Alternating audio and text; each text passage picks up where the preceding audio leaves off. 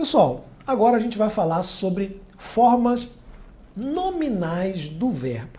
E antes de mais nada, por que o nome é forma nominal?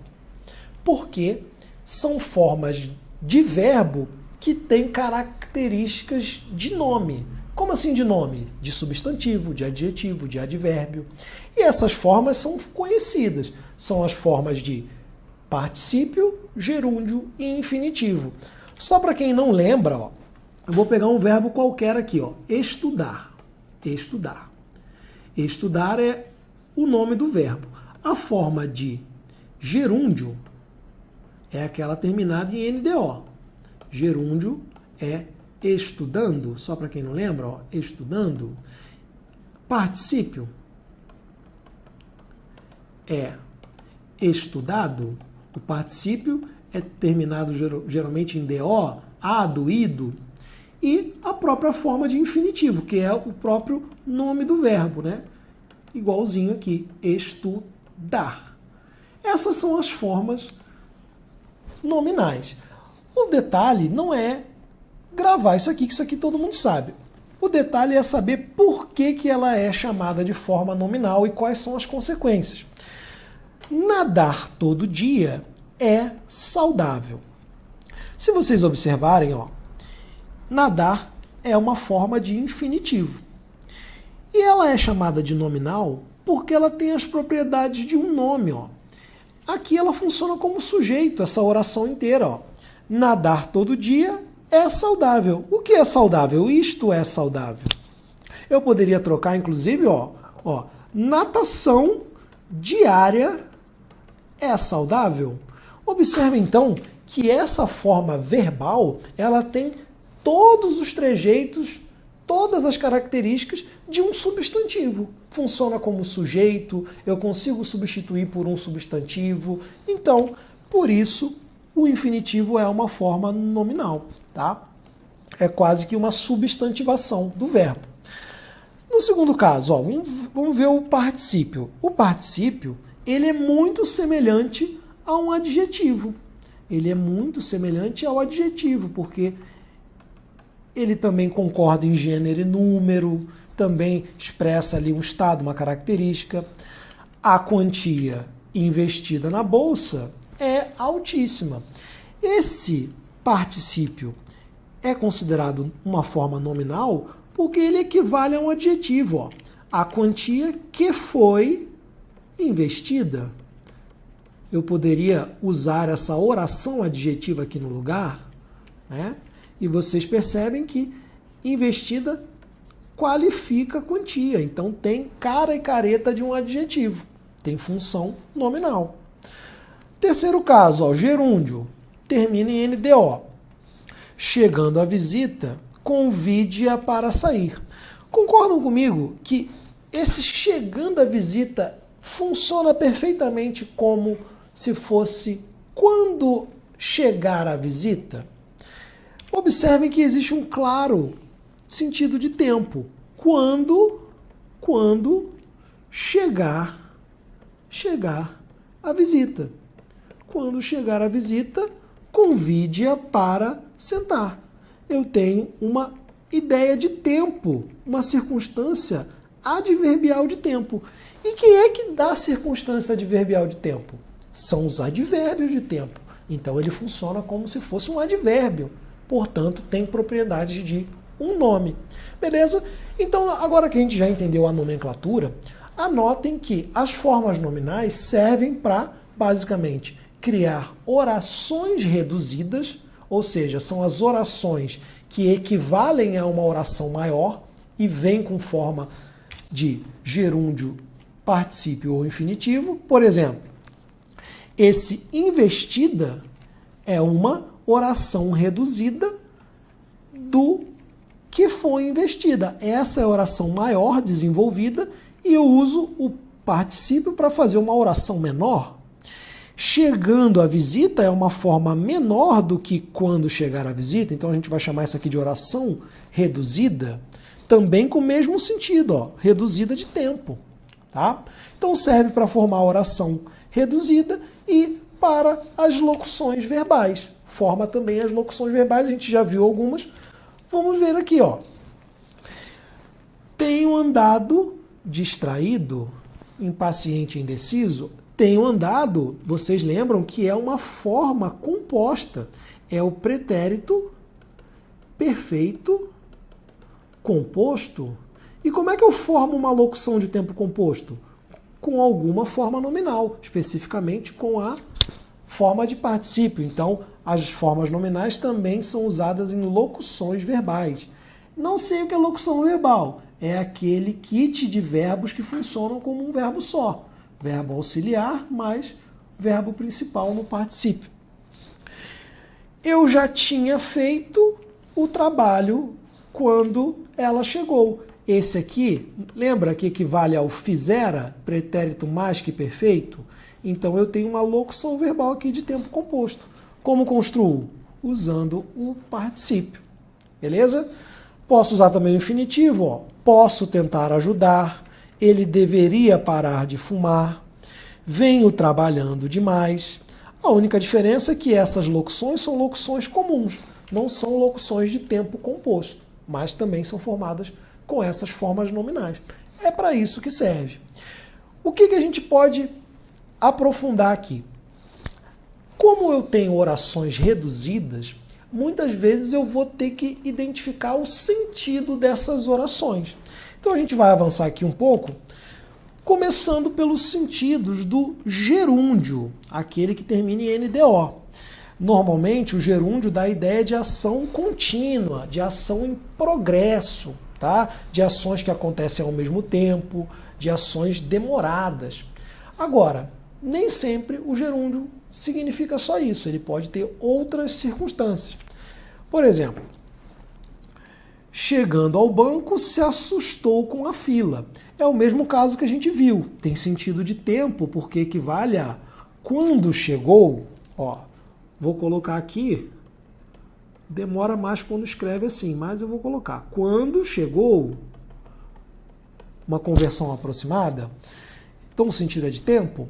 Lavando a louça, deixo você sair. Sua mãe que fala assim com você, né? Lavando a louça, eu deixo você sair. O que ela quer dizer? Ó, existe uma condição, ó. Se lavar. Se lavar, aí sim você sai. Ele só conversa sussurrando. Conversa de que jeito? Sussurrando. Então, sussurrando é um gerúndio com ideia de modo. Construiu a sua casa apenas juntando blocos de madeira. Ora, ele construiu a casa com blocos de madeira. Foram o instrumento, foram a matéria, tá? Então, instrumento, meio, matéria, até modo, são circunstâncias muito próximas. Mas pode aparecer lá, ó. Os blocos de madeira foram o instrumento com os quais ele montou a casa, né? Com os quais, os blocos. Estudando com dedicação por anos, não tinha muita vida social. Muita gente se identifica, né?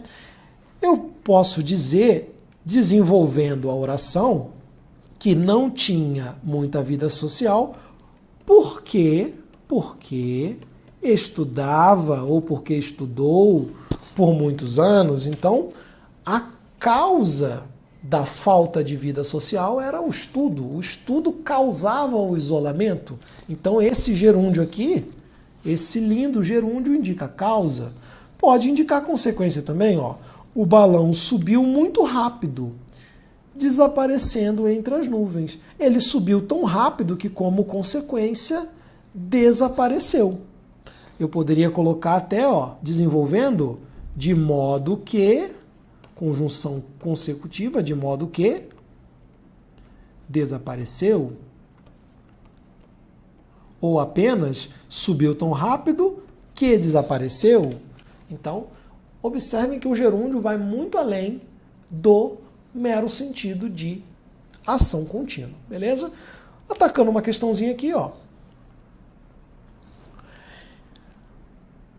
Considere o seguinte trecho. São grandes as chances de você estar suando. Os verbos destacados estão, respectivamente, nas formas nominais de estar, termina em R, é infinitivo, E suando, termina em NDO, é gerúndio. Felipe, isso cai em prova? Cai. E se você errar, você já compra o 3/8 com uma bala só, tá? Então, infinitivo e gerúndio. Beleza? Tranquilo. Reconhecimento. Próxima questão. No título do texto, festejando no precipício, o uso do verbo no gerúndio quer dizer o quê? Caracteriza uma forma nominal e neutra? Não, isso aqui é o infinitivo. O infinitivo é que é neutro, é o nome do verbo, é quase um substantivo. Tem a função de indicar uma ação prolongada? Sim. Prolongada por quê? Prolongada porque ela é demorada, ela é progressiva, ela fica em andamento, em processo. Então o gerúndio indica assim ação prolongada. Reforça a ideia de progressividade no futuro? Não, não é no futuro. E é vício de linguagem? Tampouco. Então, gabarito aí. Letra B. Agora uma questãozinha um pouco mais pesada. Essa vai pedir o sentido. Caiu na prova do IBGE o sentido do gerúndio aqui, ó. O gerúndio utilizando indica o meio, o modo, a finalidade, a localização, as condições.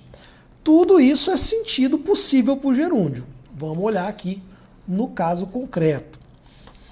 Entre as funções do técnico do IBGE, aparece a de executar, de acordo com instruções e ou orientações, as rotinas administrativas necessárias à manutenção da unidade de trabalho.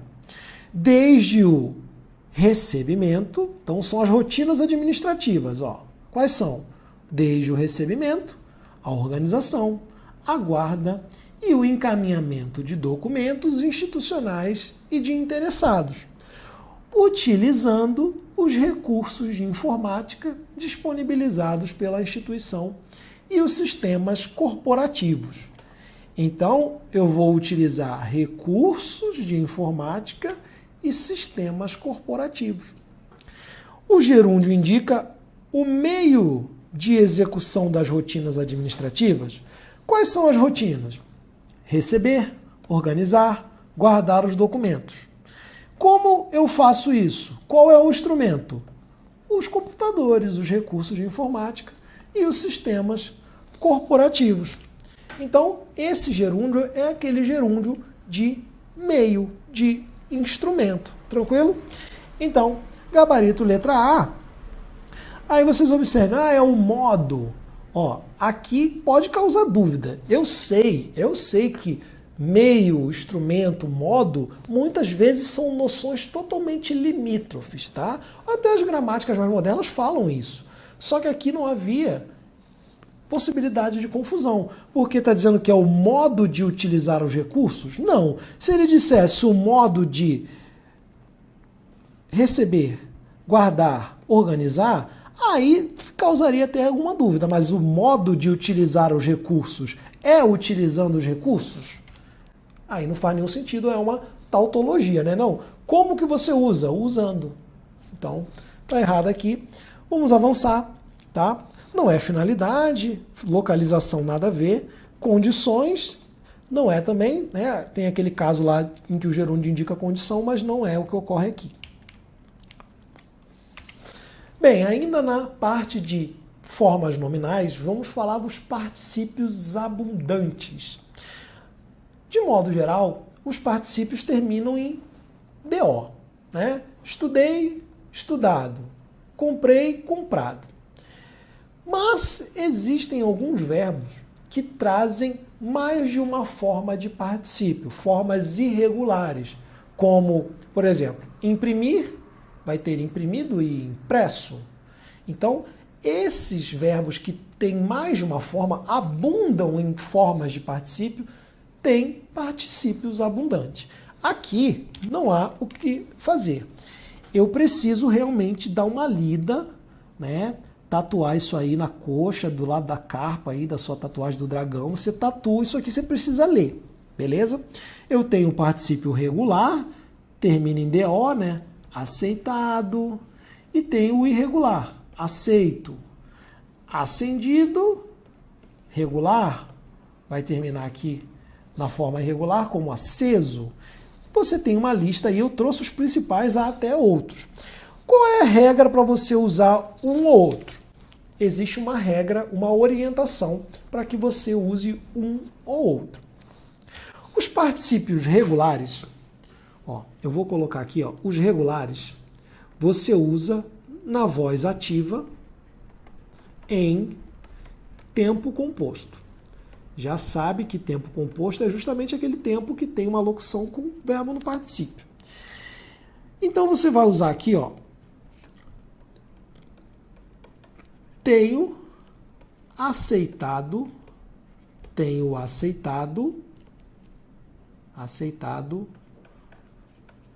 promessas.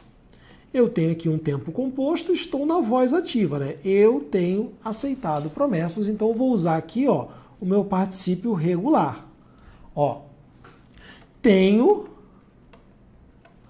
acendido charutos.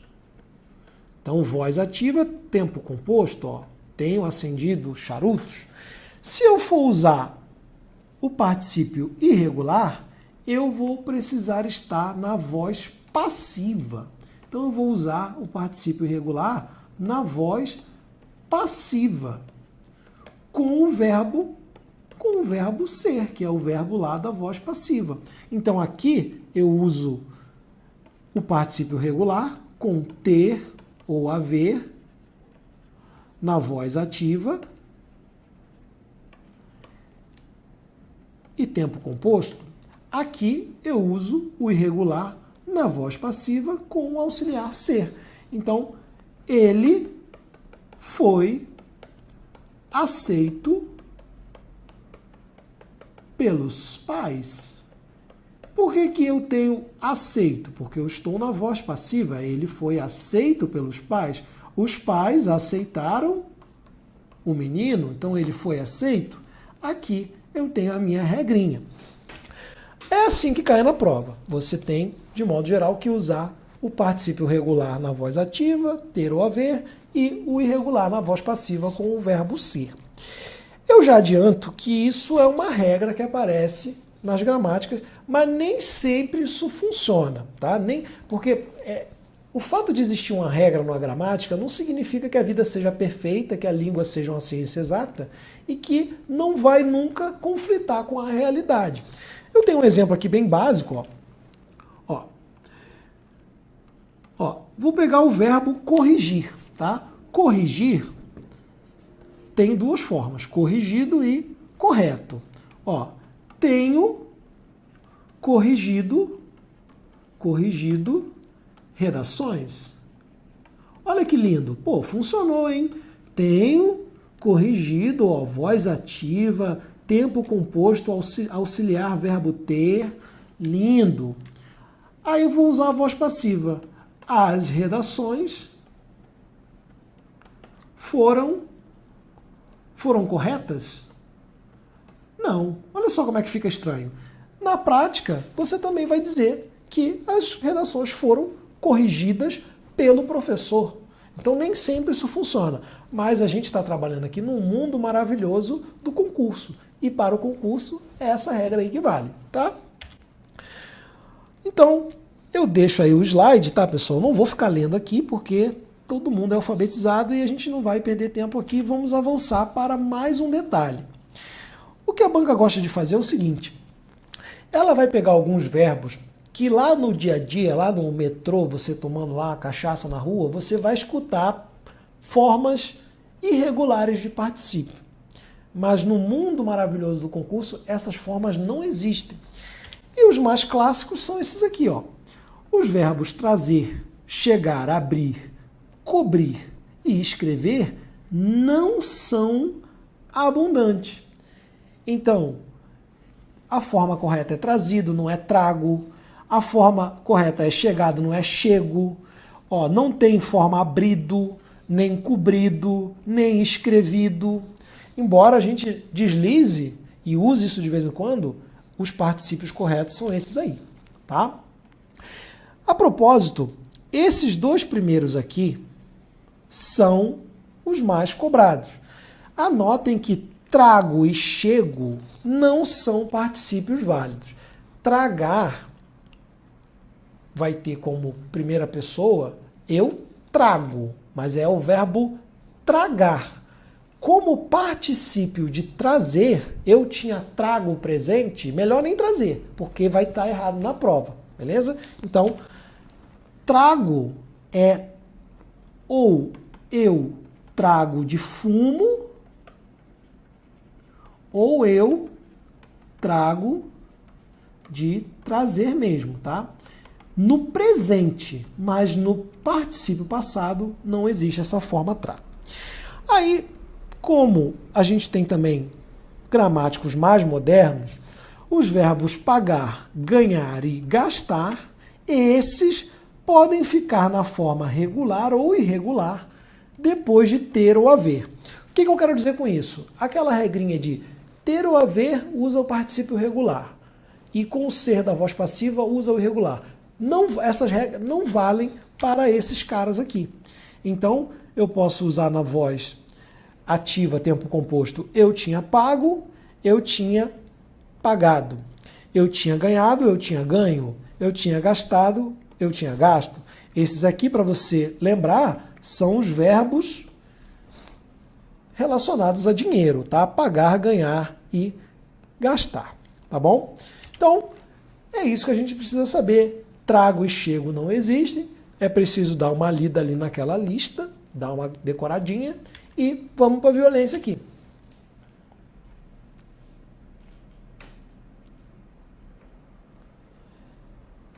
O verbo inserir, utilizado no trecho e da própria realidade em que estão inseridos, aparece na lista classificada de verbos como abundantes, ou seja, que apresentam duas ou três formas de igual valor e função. As orações a seguir apresentam duas possibilidades admitidas pela norma padrão da língua para o particípio do verbo, com exceção de. Aí, claro que a gente já vai na ferida aqui, ó. Foi trazido, trago. Trago não existe, a questão prova isso. Aí você tem desenvolvido, desenvolto, dois particípios válidos, limpado, limpo, dois particípios válidos, e ganhado e ganho. Esse aqui, você já sabe que tanto faz usar a forma regular ou irregular. Mas muita gente questionou o seguinte, o gabarito foi letra D, tá? Já anota aí. Muita gente questionou o seguinte, na letra B, por exemplo, já havia limpado ou limpo. Ora, se havia limpado, eu tenho tempo composto, né? Equivalente ao limpara, pretérito mais que perfeito. Então, não poderia ser havia limpo. Então a banca, né, teria errado porque ela disse que há a possibilidade de usar os dois quando a gramática diz que aqui só caberia o regular. Aí, primeira coisa, seja malandro. Marque a letra D, que a letra D não tem a menor dúvida. Segunda coisa, a banca não entrou nessas profundezas de voz ativa e voz passiva, não. Olha o que ela diz, eu sublinhei aqui, ó. Apresentam duas formas, duas possibilidades para o particípio. Ela só está dizendo que existem dois particípios para esses verbos. E isso é verdade. Então essa questão é emblemática porque ela traz o caso super cobrado desse trago maldito que está sempre errado e porque na prática você nem sempre vai ter esse rigor na regra da voz ativa e na voz passiva. Tranquilo? Então gabarito letra D.